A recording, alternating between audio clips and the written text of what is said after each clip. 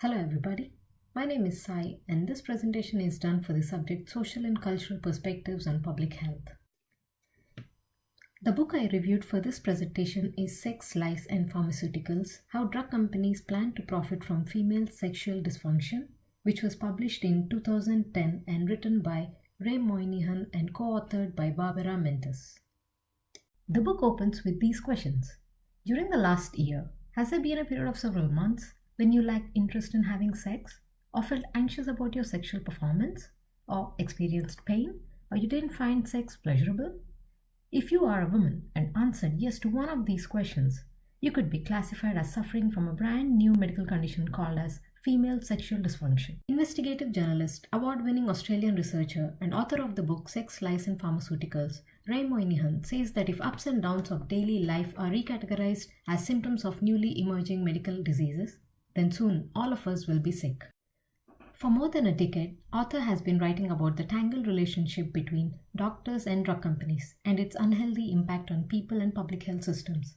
He explains in his book how medical science is invisibly merging with pharmaceutical marketing and how drug companies are constructing basic building blocks of female sexual dysfunction that is influencing doctors' prescription pad.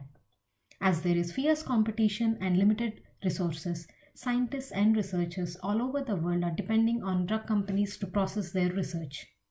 Author says that the building blocks of this new medical condition are to give a definition, check the prevalence, and to diagnose. According to DSM, the Psychiatry Manual of Diseases, FSD is defined as disorder of sexual desire. But this definition was criticized as being narrowly focused and it can be arbitrary and changeable. In 1992, a new medical term, erectile dysfunction, was introduced.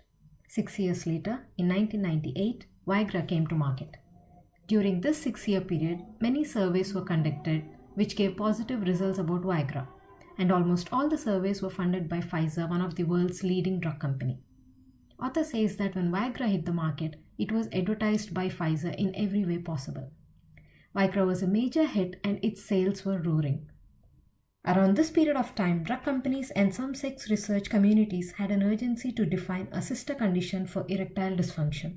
In 1999, an article was published in Journal of American Medical Association stating that about 43% of women suffered from sexual dysfunction.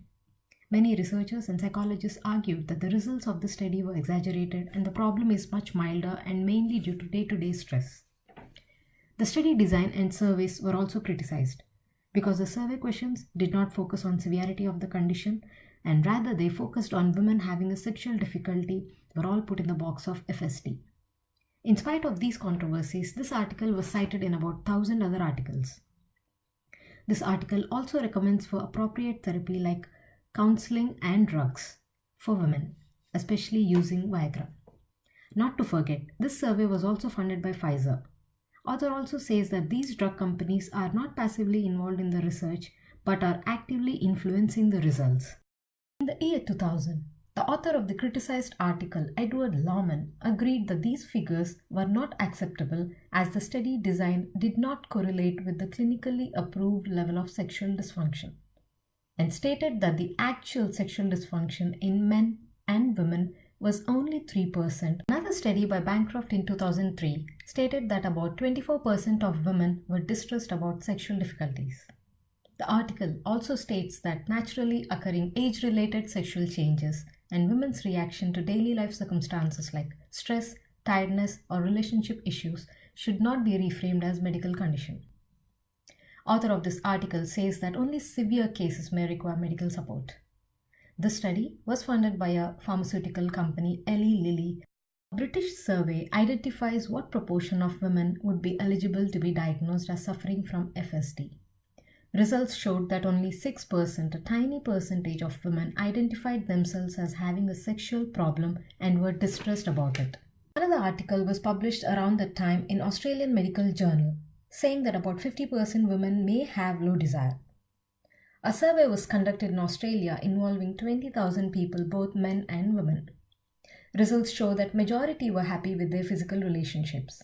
Study also stated that some proportion of men and women experienced difficulty.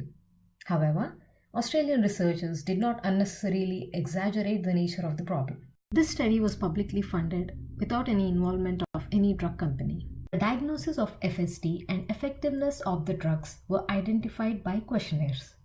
And funny enough, these questionnaires and diagnostic tools are funded and created by drug companies. Author says that the drug companies are creating their own tools to measure the success of their own drugs. He also says that branding women for their lifetime with FSD is just done in minutes by these diagnostic tools. Powerful drug companies are funding and orchestrating these scientific surveys that deliberately show the extent of the problem that their drugs are designed to treat. Author describes how drug companies are investing in pleasure trips for doctors. And later, they measure the return of their investment by tracking prescriptions before and after. Pfizer chooses sophisticated and stylish mansions to educate the good doctors about its drugs. Pfizer faced one of the biggest healthcare fraud settlements in the history of the United States Department of Justice. When Australian government questioned drug companies about the details of similar marketing strategies, drug companies had to reveal their figures. Australia makes up only a tiny fraction of total global market in prescription medicine. The drug companies were educating doctors at 30,000 events every year. 1/3 of them taking place in restaurants, hotels, and resorts. Drug companies educate doctors at various levels. That include regular visits from a friendly sales representative to arranging lunches and dinner with influential speakers, organizing company-funded workshops and seminars at universities and hospitals, and conducting large scientific conferences and big international medical meetings. This young field of sexual medicine has extremely tangled web of influence. The unconventional selling techniques of drug companies were revealed in this book. Author Moynihan says that pharmaceutical companies are blurring the line between promotion and education as the target of medical profession. By 2009, pharmaceutical industry failed to come up with a drug that showed meaningful benefits for women. The main problem for pharmaceutical industry was women who were taking dummy pills and dummy patches were reporting improvement in their sexual activity, almost the equal size of those taking the real drugs, which led to the need of investigating power of placebo.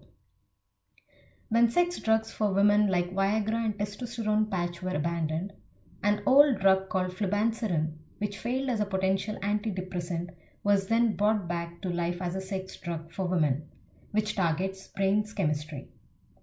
However, all these drugs failed at regulatory board level due to their side effects and minimal satisfactory levels. Author concludes by saying that major threat to human health is medicalization of life.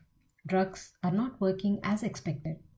He says that most of the surveys conducted in relation to this medical condition were funded and orchestrated by drug companies, which may lead to pro-drug bias.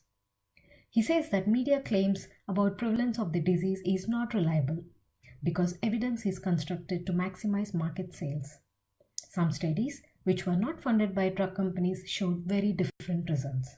Author recommends that iatrogenic harm from drugs should be evaluated before considering it for any treatment.